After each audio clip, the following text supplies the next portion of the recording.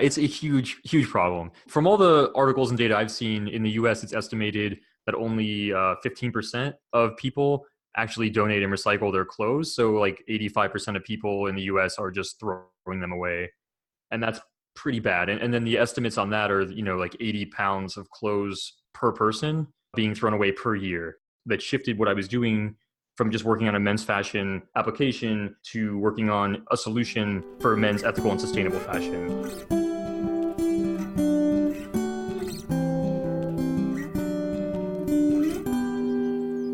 Hey everyone, I'm here with Garik Heimba, and I'm trying to say his name right. Hi, Eric. Hey everyone. Garik is here. He is part of the fashion industry. We wanted to explore what you're doing. I was really impressed with some articles you wrote about sustainability in fashion and also what we can do with recycling and so forth. I feel you have a lot to share. You can give a lot of tips and tools how we can turn our overconsumption in fashion into something actual sustainable. Does that sound like a plan? Yeah, that sounds great. Cool. Do you want to tell us where you're at right now in your life and how did you get there? Okay, sure.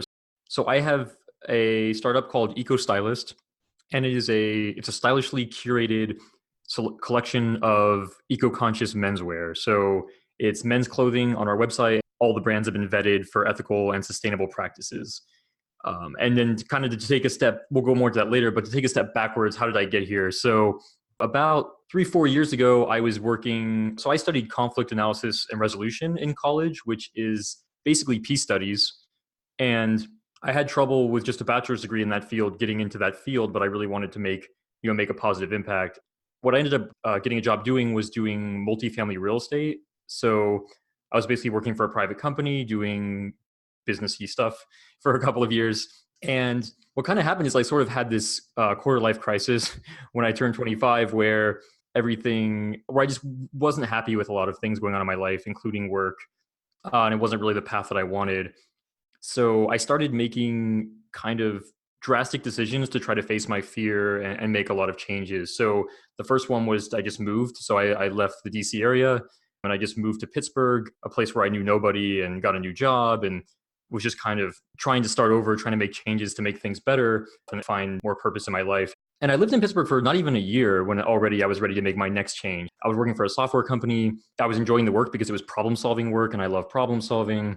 But I kind of thought, this isn't it either. So I got into an MBA program at the University of Iowa. And at this point, probably thinking like, why MBA, why business? My dream was to start a social venture. I knew that's what I wanted to do. That's why I went for a master's degree in business, because I did peace studies undergrad and now I was doing business for the master's. And I knew I wanted to start a social venture at some point in my life. I just didn't know when. And I had all these crazy ideas of deferring it. I thought that, the solution would be for me to start a business that makes money first, make a lot of money, and then become like a serial social entrepreneur. So after I have that first business, then everything else could be social. That was kind of my plan. But anyway, what happened is while I was at the University of Iowa doing my MBA, I got super involved in the entrepreneurial community here. And that was one of the things that brought me to this university, is they have a very vibrant and approachable entrepreneurial community. From there, I started working on a startup.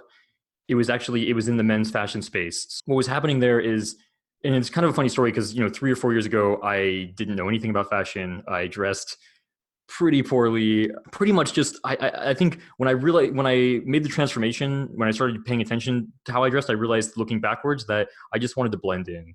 So the way that I dressed was always kind of, my subconscious feeling was always, I don't want to stand out.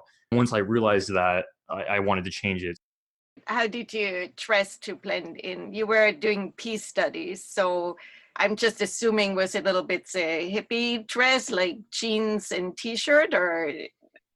It was basically, I pretty much bought all of my clothes at Kohl's, which I probably shouldn't say this, publicly, but I kind of believe that that's where kind of a place to shop if you just want to blend in. Like everything, all of the clothes are kind of like, I think kind of like average fit and average colors, and like nothing really stands out that they sell there. Okay. Like when I went shopping, I wasn't trying to look good or like authentically myself or anything. I was just trying to it seems like I was just trying to get clothes that just kind of like didn't stand out. Like, yeah, just jeans and like a polo and just had terrible fashion sense. Like just put together, like wearing all blue all the time. So it looked like I had a uniform on and things like that. Yeah, just since this is audio, we want to kind of see you, describe what that means. And I think that's a good point, because I feel a lot of people shop at Kohl's and can relate to what is there. Yeah.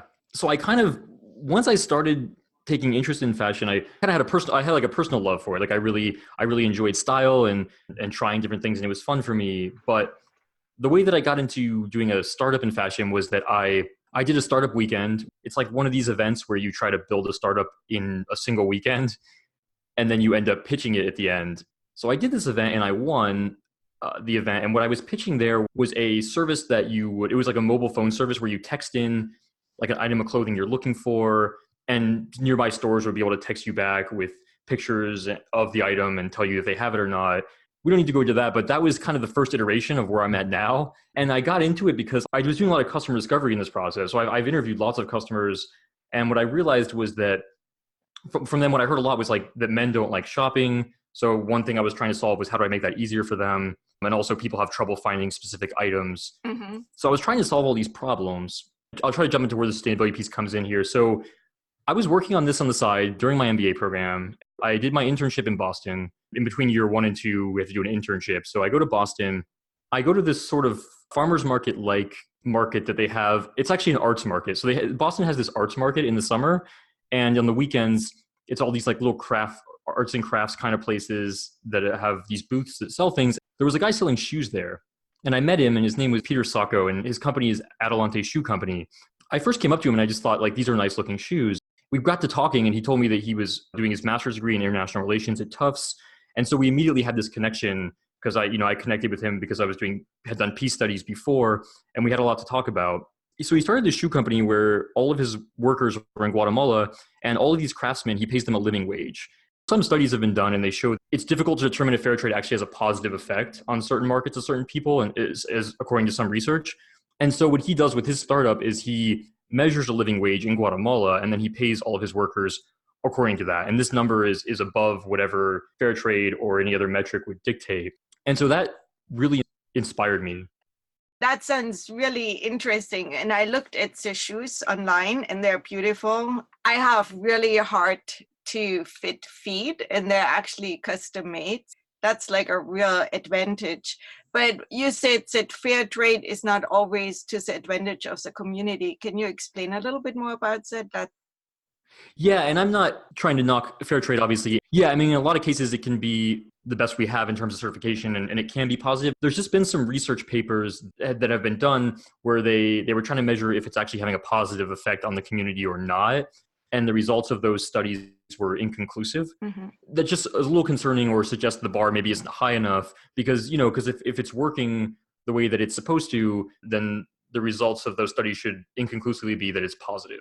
Right. And so he is making sure it's a positive impact by basically cutting out a middleman or another entity which is in control. So he is himself in control of making sure people get paid fairly. Yeah, exactly. They do a lot of cool things on their social media. They will highlight a day in the life of one of their workers, and they'll talk about what this craftsman is doing all day, and then when he goes home to his family. And so I just think they're doing a lot to kind of like humanize and shed light on their workers. And I think the work they do is really inspiring. After I met Peter, that was sort of a pivotal moment for me because I started looking into this topic, and then I got really deep into it. I mean, there's a lot of things that I found, but it basically was the catalyst that shifted what I was doing from just working on a men's fashion application to working on a solution for men's ethical and sustainable fashion. There's a lot of reasons for that. One is, like I mentioned, I always wanted to start a social venture, and this is it. This is a big problem. I can help solve this. But in addition to that, there was also just a lot of new problems that arose when I started looking into this, like the amount of time that I was spending. And so the perfect example would be if you wanted to buy new sustainable clothes, right? You would probably Google it, and then you're probably going to get, this is how most people solve this problem, you're going to get a bunch of lists. They're going to say the top 10 most sustainable jeans, and the top 10 most sustainable women's brands or men's brands. And there's a lot of problems with this approach. This isn't a great solution. A couple of them. One is that when I was pulling brands for my website, I would obviously take brands off this list, and then I would research them.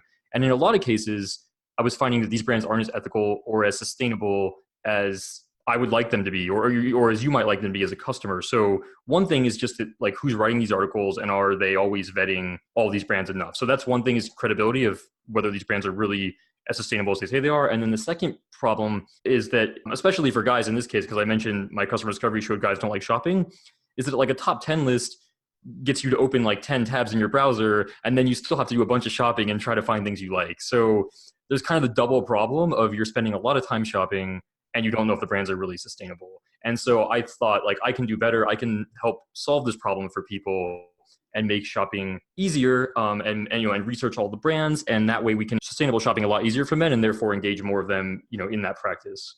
Yeah, that sounds like a big time saver. See, I'm a woman, but I don't like shopping either. So Yeah. I totally love to be able to go somewhere and not have to do all the research and find a trusted source. Because like you said, a lot of times you start digging deeper and it's not quite what it seems to be. And then I find a lot of times it's sustainable, but it's ugly. So that's an added. Right. You were talking about your standards.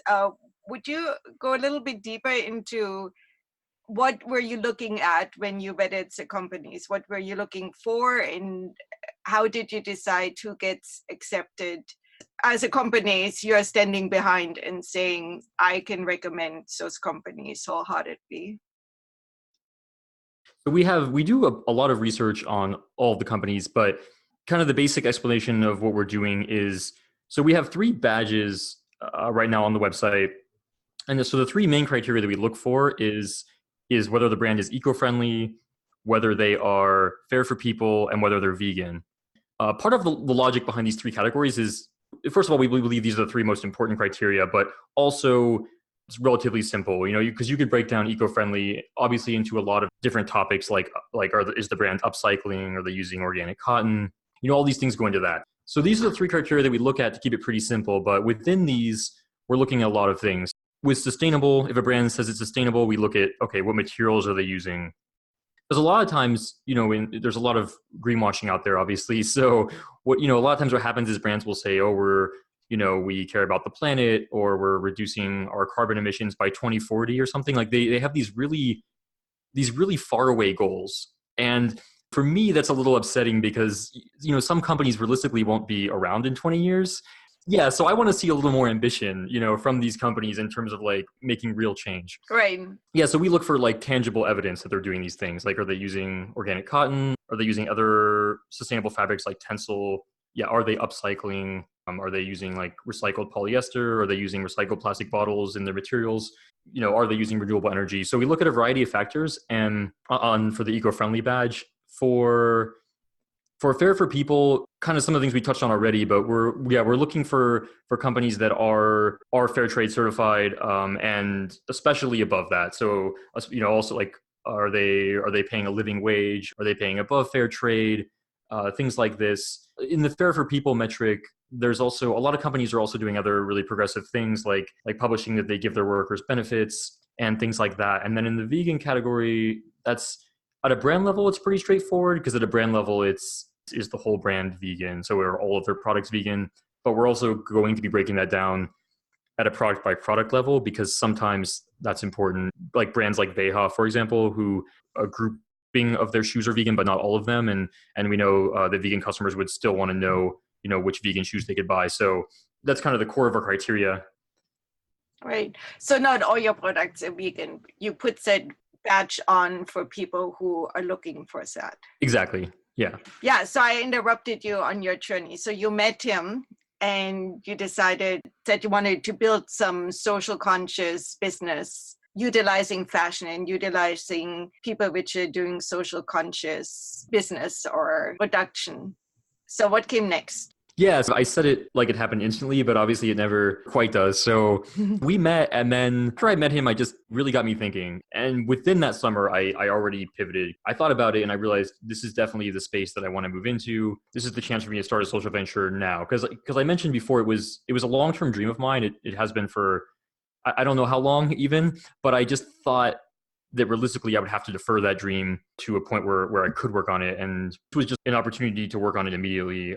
I love to point that out. So sometimes we think, oh, we have to compromise our beliefs because we have to eat and we have to make money. But there might always be a way to actually follow what we want to do and create an income with it and do better in the world. That's a good thought point to bring across, because I'm sure there are a lot of people going to school right now or trying to figure out what they want to do with their lives. Yeah. Having that same idea, oh, I really want to be social conscious. Yeah, no, exactly. And I think I just thought one more piece of this that I didn't mention was that something else that was really exciting to me about meeting Peter and Adelante Shoe Company is what I mentioned is the shoes look really good. And that's, a really important point for selling sustainability is that the product, which you even mentioned earlier, the product has to be good too. Like we don't want to buy sustainable clothing if it's ugly, right? It still needs to be a good product. Right. His shoes, they look great. So that was one thing that it caught me from the beginning is this is great product. So part of when I was first getting into this space and I was building out a lot of options for men for sustainable clothing, it was sort of this exciting challenge to me of can I put together outfits and items that are sustainable that also look great. So that was like a really exciting challenge for me because at first it wasn't easy. It took me a while to find enough brands of items that look good to create that. But the more I've worked on it, the easier it's gotten. And not just because I'm more familiar with it and I've gotten kind of better at piecing it together because I have more information, but it's also been just that amount of time. So just in the last year or 2 years, more and more brands continue to pop up in this space. And so they're making it a lot easier to find sustainable clothing that's also stylish. That's been like an interesting challenge in this space, but also one that's just getting better all the time. And that's also something really exciting. Yeah, just to give us an idea, if you remember, do you roughly know how many companies you looked into and then how many have made it to fulfill your standards? Yeah, no, that's a great question. I have a rough idea. I mean, there's certainly a lot of brands that doesn't have to be precise. We're not going to check. Okay, sure. So let's say I would say 120 to 150 is what I started with. And currently we're like around 70 on our list of brands that a combination of good style, a good product, and they're meeting these standards of sustainability and fair for people. That's actually an encouraging number. Yeah. It used to be pretty much impossible to find. If you try to find anything organic, let's say 20 years ago, it usually was a very small business somewhere. Yeah, so that's very encouraging to hear that said it's really blooming. And you say more and more companies are coming on the market, creating a way to take care of the problems we have right now, which are wide fault in terms of environment. We are being very rich in the Western world, and then so many countries just not even making enough money as an individual to be able to live, even so they're working all the time. Sounds like a good solution through business, right? Yeah, exactly. If somebody is calling you right now and say, I want to use your services, what are you offering? I hear you have the website, so I know that, and I've seen what you have, but you offer more than that, right? You're not just, here's my website, knock yourself out, get something. So we have a few features on the website. The one we actually started with, which is kind of interesting, is it's actually a chat bot. It's basically an automated chat feature. So when you go to the website, you'll see a little chat icon in the bottom right. And if you chat with it, it's an automated personal stylist. It makes the shopping process really easy. So it was designed to help, what I mentioned before, it was designed to help guys who don't like shopping. It has you click on some pictures to determine your style and asks you a few questions. And then it'll show you like outfit ideas where you see an outfit that you like and you click it. And then all of the items in that outfit will come up and you can click on whichever ones you want to buy. And these are all brands that are ethical and sustainable. So that was our sort of flagstone feature. That was kind of the first feature we had. We have also built out a shop section of the website because a lot of customers actually wanted to just browse items in a more traditional way, I guess you would say. So we have a shop feature where you can just browse sweaters or shirts. And then also we have another feature on the website too, which is it's not automated, but I also do one-on-one style consultations with people where I will help them basically do a full style makeover essentially, and where all of the shopping recommendations I'm giving them are from these ethical and sustainable brands. or that can also include thrift shopping as well. So really quickly, what that looks like in person is a little bit different from remote, but I will basically do a closet analysis with somebody. So I'll go through like all their items, what they wear, what they're not going to wear, whatever they're not going to wear. I help them figure out how to responsibly get rid of those things. So whether that's, donating or recycling, obviously not in the trash, because that's a huge problem. Do you think a lot of people do so close away still? People that I work with or in general? No, I would think people you work with, you have educated. I'm just Yeah. wondering what's your estimation of the overall problem, people just throwing stuff away?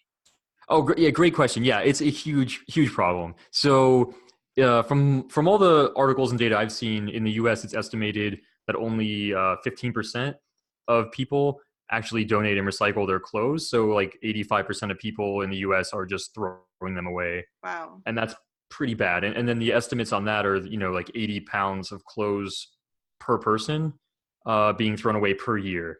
That's a lot going into the landfill. The numbers are a little discouraging, but also it also means there's a lot of opportunity for us to do better. The EPA gave a couple of interesting statistics. They said that if all Americans recycled their clothes, instead of throwing them away, this would be better than all plastic and glass recycling combined. And they also said that if all Americans recycled their clothes, it would have the environmental impact of removing 7.3 million cars from the road. Wow. So that's huge numbers. That's really significant, because the interesting thing is that even when you go to Earth Day events and so forth, there is still a lot of emphasis on recycle your cans, recycle your glass, but hardly anybody talks about clothes. And we all have clothing, right? Yeah. So we can make a huge difference there. I think most people can understand when you say donate your clothes, but what do you mean by recycle your clothes? I'm sort of curious, before I get into this, I'm sort of curious, like when you think of donating or recycling your clothes, like what's sort of been your go-to solution, or what kind of like comes to mind for you first? So obviously it's the thrift stores. I think that's what comes to mind for most people. In our area, there is a lot of Buy Nothing Club. I think they're mostly on Facebook, where if you don't want something anymore, you can post it there and then somebody else can say, oh, I want this. So it's kind of a gift economy organized through a group. So I personally would think of a free cycle. Also, I grew up in Germany at a time where you reuse everything. I don't so much away. It becomes a rag to clean with. I have done in the past things to make quilts, which Americans used to be big in. No scrap of clothing would go unused. You put it in a quilt unless it's so thin that it just falls apart. And then being a crafter, or I was one in my former life, before I started all this podcasting stuff, you can make rugs out of old clothing, make bags out of it. But that's when you have some skills like sewing but those are some of the things which come to my mind.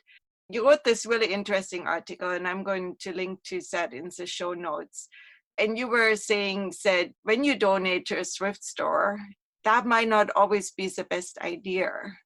Yeah. So the solutions that you brought up are all great options. And kind of the reason I asked, I was curious because for me, I used to think that Goodwill was the best solution and kind of the only solution. I thought that if you have used clothes of any condition, you just bring them to Goodwill and that takes care of it, and that's great. And I dug into this a little more, and I pretty quickly found out that's not exactly true. And so, or it's not true. And I'm not disparaging Goodwill in any way. They do really good work. There's just a couple of problems with that idea. And that is, one is that Goodwill can't confirm that if you bring them articles of clothing that are not usable, that they will recycle them. And so what we mean by recycling is if a place like Goodwill gives clothes to a textile recycler, what's happening to those clothes is they're not good enough to be resold. So they're being turned into rags or insulation. Those are kind of the main options when clothes go that route for what happens to them. But Goodwill can't confirm that happens in all cases. So that's, at least, for me, it's pretty concerning, because I want to know for sure that if the item's not wearable, it's being recycled. Right. They could just end up in the landfill, just one remote from you throwing it into the trash yourself. Yeah. Exactly. Yeah. Yeah. And the second issue with giving to Goodwill, and it's not exclusive, this is not exclusive to Goodwill. This is sort of an issue with closed donation programs in general. The stat I saw in an article was like roughly 10% of what you bring to Goodwill gets resold in the stores, and that the rest of it is ending up overseas in countries in Africa or countries in South America. That's not entirely bad, but it's also not entirely good. So some examples of that would be there was a country I can't think of the country off the top of my head right now, but there was a country in Africa that actually had banned these types of donations because they want to develop a clothing economy of their own, right? And that's almost impossible when when nearly free clothes are being dumped in your country. It's pretty hard then for say like a Kenyan entrepreneur to start a clothing company when they're competing with nearly free clothes from overseas. So that's one problem that this model presents. Another problem that it presents, though, is that sometimes there's just too many clothes and they're still ending up basically in trash piles just overseas. That's not good either. So those are kind of some of the challenges. And so what I dug into this and I just found a lot of, what can we do with our clothes to make sure that that's not happening. I found a couple of interesting resources. First of all, some things you mentioned are great. Like, so first off, if you can sell your clothes, that's can be a really good option if you can sell them online. The reason being that they're being reused, right? So if they're in good condition, you can resell them through all these websites like Trade-A-See, Poshmark, and there's quite a few of these websites. So that's one option. There's also community recycling is a good option that I found because they will take items that are not wearable and they will for sure recycle them. So they will turn those into the things I mentioned, like rags or insulation. Right. Now, is that the company where you actually can mail your stuff to? Exactly. So this is, I feel like this is like an unknown, it seems to be like an unknown secret because it's kind of cool because they partner with companies like Timberland, and all you have to do, you don't have to buy anything. All you have to do is go to, like, if you look up community recycling and you go to they have a page on Timberland, or you type in, community recycling Timberland, basically from that page on Timberland's website, you can just print a shipping label for free. So you just box up all your clothes that you want to give them and you print the shipping label for free and send it off. And that can include clothes which wouldn't be wearable? Yeah, those don't have to be wearable. So they can be in any condition, which is great. Yeah, absolutely. And then I think there is some for shoes as well. Yeah. Sole for shoes, first off, is a great option because they have several collection options. I think I mentioned them in the article, but their specialty is shoes that are reusable mostly, though. Shoes that are not reusable again becomes like a bit of a tricky area because if they're really damaged, like for example, Nike will take shoes, they will only take sneakers. It's a good program though. So Nike will take like your running shoes or your sneakers and they'll turn them into Nike Grind, it's basically the material they use for like sports fields and like AstroTurf. So that's a great initiative, but it's only sneakers, and running shoes. Right. I think on one of the sites I clicked through, it said that you can even send them a single shoe. There are some, and I look at it and I link it. Obviously, the best thing is to not have too much in your closet to begin with. So what I'm curious about, I know that I have stuff in my closet I'm not wearing.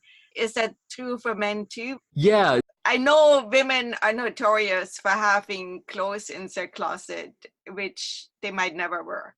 I mean, I love hand-me-downs, and I have gotten stuff with the price tag still attached to it. So somebody bought it and not even wore it once. Is that a syndrome men have too, or is it more women-centric? No, absolutely. Men are happens just as much. So yeah, I've worked with people who had, exactly like you, brand new guys had brand new items in their closet. They had things in their closet they haven't even tried on. It was yeah. So I help them, figure out like if they're going to wear these items or not. I think maybe it's like a natural human thing to do to just kind of delay the decision, right? And so I just kind of help them work through those decisions and decide like on articles of clothing that they're actually going to wear. One of the things people talk about a lot in sustainable fashion is having fewer items and wearing them more often. Mm-hmm. And so, yeah, it's just important to have items that you actually wear rather than having something just sit in your closet. It doesn't really make sense. Absolutely. And when you talked about the little chat bot you have, I thought, what a brilliant idea, because I think so many of us buy an item because we love that item, but then you have nothing to wear with it. So what happens? It just sits there, Yeah. right? Does a bot give you like different ideas to say, oh, now this piece of clothing, you also could have this other outfit with it, so people kind of get the idea of having different outfits you can do with the same pieces? I definitely do that in person. The bot doesn't do that exactly, but it does something similar. It has the option to give you outfit ideas, but the idea of like matching a piece to an outfit, that's not totally automated in the chatbot, but that's working on outfits is sort of a core feature that I continue to work on in different ways, including in articles, because I know yeah, for men especially, that helps a lot, because if they don't like shopping or they don't know where to start, yeah, having outfit ideas is a really good way to engage people and help them figure out how to put things together. Well, and that's also one way to keep a wardrobe to a minimum, but still have a lot of options. I don't know if it's still big right now, but for a while, everybody was talking about the capsule wardrobe where you have X amount of items. Is it some you kind of suggest to people, or do you have an idea what is a good number of pieces of clothing to have in your closet? On our Instagram, I did a sort of a campaign of photos. So I did a series of photographs. You probably had to scroll down quite a bit because they're earlier on. But what I did was I did a series of photographs where I just did like outfits on a hardwood, like with the hardwood floor in the background, and I put together several outfits with a limited number of items. I think for that series, I had between like 7 and 11 items, and I was creating multiple outfits with these items. It wasn't what I would recommend to be somebody's entire closet. It was a pretty small number of things, but it just to show people that with a few ethical items and sustainable items, you can put together all these different outfits and you don't need a bunch of stuff. So that was one sort of campaign that we did. Minimalism, I think in general, is pairs really well with sustainability, right? Because it just makes sense. I don't know the exact number of pieces that I would recommend for people because that's something I've sort of been easing into that because I don't necessarily want to push customers into the idea of having to have a capsule wardrobe. However, I think it's a really great idea. And I think it makes a lot of sense, especially from a sustainability perspective. We talked about that in our pre-conversation a little bit. Most of the items which are sustainability oriented are sourced that way, a little bit more pricey than what you would get at Kohl's, which makes sense because a lot of clothing, I mean, the truth behind the clothing industry is that people who are making the items usually don't even get paid a living wage. So if you pay a living wage, if you use good material, all of that has a little bit more of a price ticket attached to it. But would you say that an item you, let's say, have available on your site will last a long time so that the investment is actually in the end cheaper than if you have to buy 10 items which fall apart after 5 or 6 wash cycles? Yes, yeah, that's a great point, and it is true. So pretty much all of these brands in the sustainable space are focused on quality because because like a key issue and topic around sustainable clothing is that it lasts. So some of the brands, it's even in their slogan, like Taylor Stitch is one example. They really try to focus on talking about the quality of their items and how long they last. And I've found this to be true with a lot of these brands, and a lot of them even kind of put their money where their mouth is, so to speak, with these really generous but also like good for sustainability commitments. So like Darn Tough Socks, which is it's a sock company out of Vermont, they have a guarantee that they'll like repair your socks for life, which seems crazy because but it's also like great for the environment, right? If you don't have to keep buying more socks. Oh man, when I grew up, we had sock darning days and I hated it. Yeah. So I totally would buy those socks and send them back and go, okay, you fix that hole. I don't want to do it. And I think most people which have grown up here, they have never even entertained the idea of darning a sock. It's like it has a hole, it goes into the trash, right? That's what most people do. Yeah. Yeah, but I think I wanted to touch on the other kind of question and point you brought up was around price, and yeah, I think that's absolutely true. So the one of the biggest kind of conceptions, and I heard this a lot too, talking to customers and doing research. I heard a couple things a lot, but one of them was definitely price. There's definitely a perception that sustainable items are more expensive than non-sustainable items. In general, I won't say that's not true, but I will say that it's becoming less true. So as more of these brands appear and prices are going down, however, I do think that they're still on average they're more most likely than their non-sustainable counterparts. Kind of a couple things there, which, like you pointed out, was the quality. Like they tend to last longer. But also, I think another key thing around that is, which you also actually touched on too, is like how many items you buy. In the end, it can actually be cheaper. So a perfect example would be like if you buy a pair of sustainably made jeans, right, and they're 75 or maybe like they're $100, say, and you wear them, but you like them a lot and you wear them all the time and they last a long time. You can get a lot of value out of them. Whereas if you're buying things cheaper, you tend to make quicker decisions, right? So you might buy like 3 or 4 pairs of jeans and you might not love any of them as much as you love that one pair. You might have them all for around the same amount of time. You might have actually spent more money because even though they were, cheaper, like they might have all been $30 and you might have spent $120 on 4 pairs of jeans, none of which you love. So the importance of buying things you love and you'll wear a lot can save you money, in that way. The other part was minimalism. If you have a more minimalist wardrobe, even if the items you buy are more expensive, you can actually be saving money when you look at how many items you would be buying otherwise. Yeah, so even though the price per item might be more, there's a lot of ways in which you can actually be saving a good amount of money by buying sustainably and ethically and kind of being more conscious around your clothing purchases. Absolutely. And I think the price point is really only a point if you are buying at discount stores, because there's a lot of fashion items which are very expensive and they are not good quality. Yeah, I looked at those shoes and I really like good quality shoes, and I can see that somebody could wear those for years and years and years. Do you know if that company, it's I forgot the name, but Yeah, it's Adelante Shoe Company.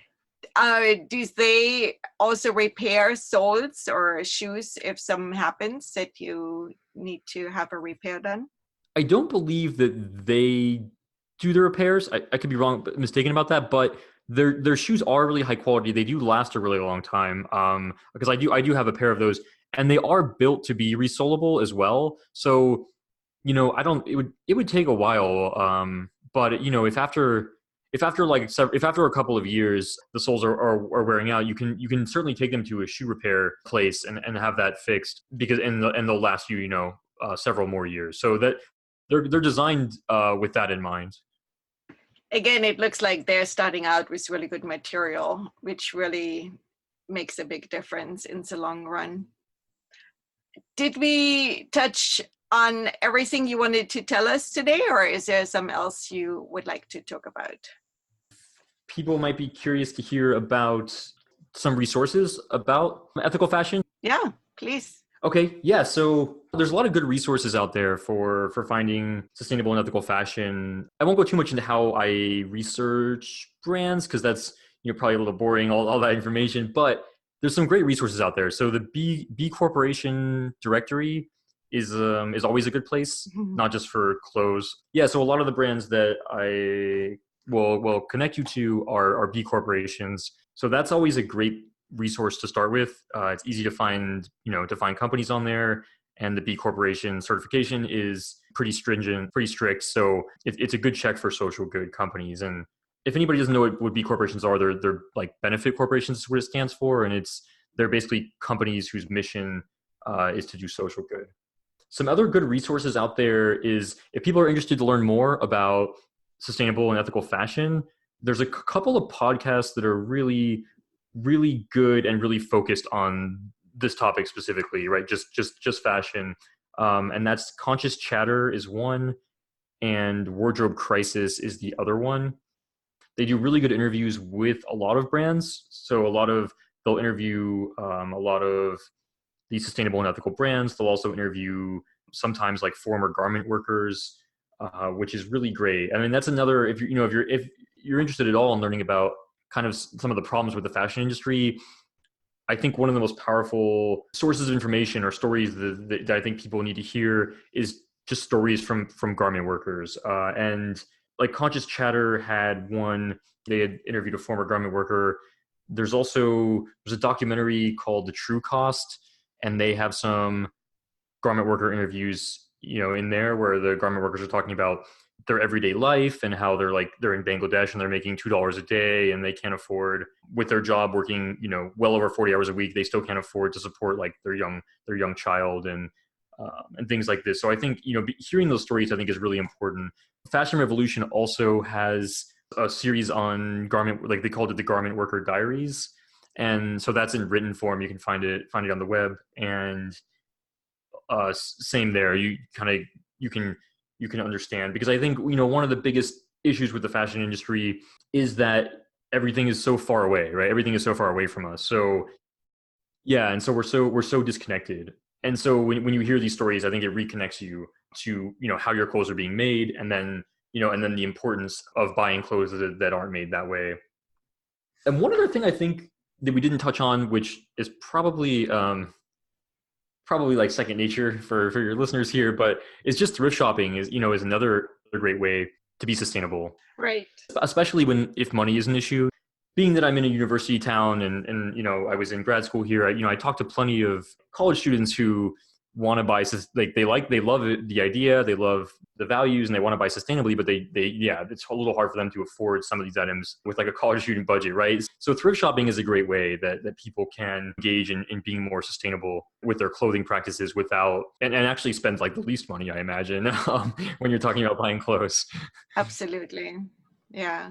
Yeah, that and then also is just exchanging of clothing. Uh-huh. There is a group which is called what is it? I think it's called the Naked Ladies Party, and it's all about coming together and just bringing all the clothes you don't want anymore and putting it out, and other people can go home with stuff they like. It's definitely a way to keep things out of the landfill and to keep Exactly. using that piece of clothing until it actually falls apart. I think that they're called, another one is like clothing swaps. You can find clothing swap meetups. Usually I think that's in bigger cities, but you can find those groups as well, which is like exactly what you mentioned. And then you also mentioned free cycling, which that's another great resource for the same kind of idea. Yeah, those are good ideas. Thank you so much. Yeah. I think in smaller towns, a lot of that is probably going on just still from traditional coming together and exchanging things.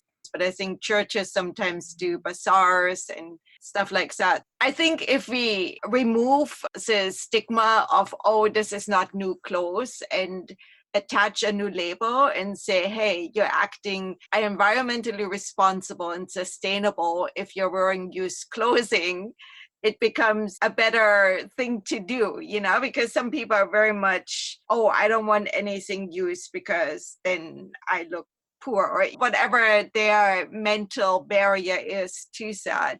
So if we can attach a new label to it and say, you're really hip if you're wearing thrift store clothes, Yeah, I really like that. And then I think one last resource that I probably would be remiss not to mention is because I don't think I touched on this one, and I think this is probably the one that most people have heard of, but Fashion Revolution has been a huge player in building people's awareness around ethical fashion. They do the Who Made My Clothes campaign, and they've just brought huge awareness to this topic, especially after the Rana Plaza incident when in Bangladesh, when like 1,100 garment workers were killed in that factory accident. Ever since then, Fashion Revolution has done a lot to bring this issue, to the forefront, and especially with bigger brands. They do like a really good job of kind of bringing the attention of these issues to the big brands that are not as sustainable, but like need to be more sustainable. I don't know if anybody actually wants to dive into this, but they do a fashion transparency index every year, which is pretty interesting. It's a report they issue in a PDF file. You can get it for free on their website. And if you're just curious how big brands are performing, it's not going to be relevant for example, for the brands you'll find on our website on Eco-Stylist, because these brands are all, in the sustainable field. But the Fashion Transparency Index just covers big brands.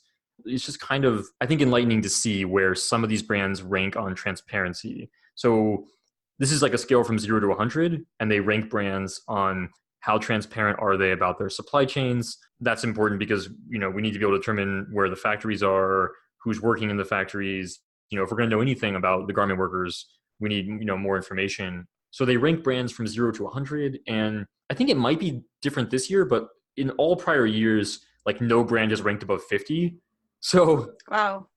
Long ways to go, huh? yeah, they've all the big brands have been like in the bottom 50. And I think maybe this year, if I saw it right, there was some in like the 50 to 60 range, but nothing above that again.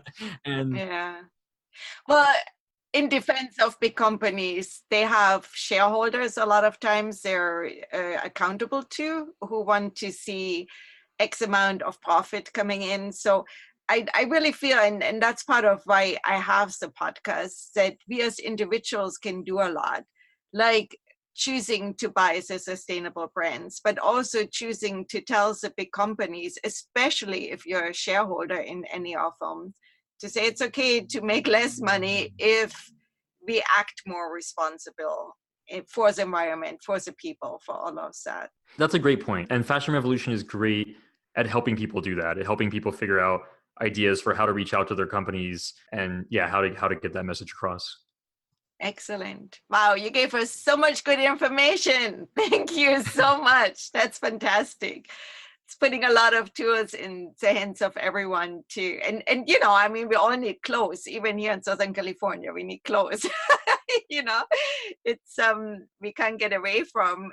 That's definitely 80 pounds of clothes going into the trash per person every year. We can do way better than that. That's just crazy numbers. So yeah, thank you so much for what you do and for all the information you gave us.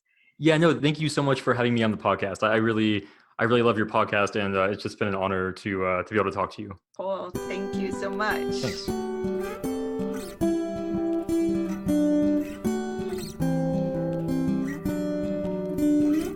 Wasn't that a fantastic piece of information we got from Garik? So good. I hope you all got something new out of this conversation and are going to take action. We don't want any of you to be part of said 85% who is not recycling their clothing. 80 pounds of clothes, that's a lot. I'm actually going to do a blog post on photographing 80 pounds of clothes so we all get an idea what kind of volume we are looking at. If you want to reach Garik, his business name is Eco-Stylist and his website is eco-stylist.com. You can find a lot of the information we were talking about on his website and obviously check out what he has to offer. I'm also going to link in the show notes to all the different companies he was mentioning, to the sites where you can find more information, and also to the other podcasts he has been on in the past. If you're on Instagram, follow him. On Instagram, he is your Eco-Stylist. And if you're there, let's have some fun. Take some pictures of your sustainable outfit, or maybe even better, of something you found in a thrift store and maybe altered to make it yours. That would be so cool. Tag me, Sustainable Living Podcast, and I will repost it and share it with the rest of the community.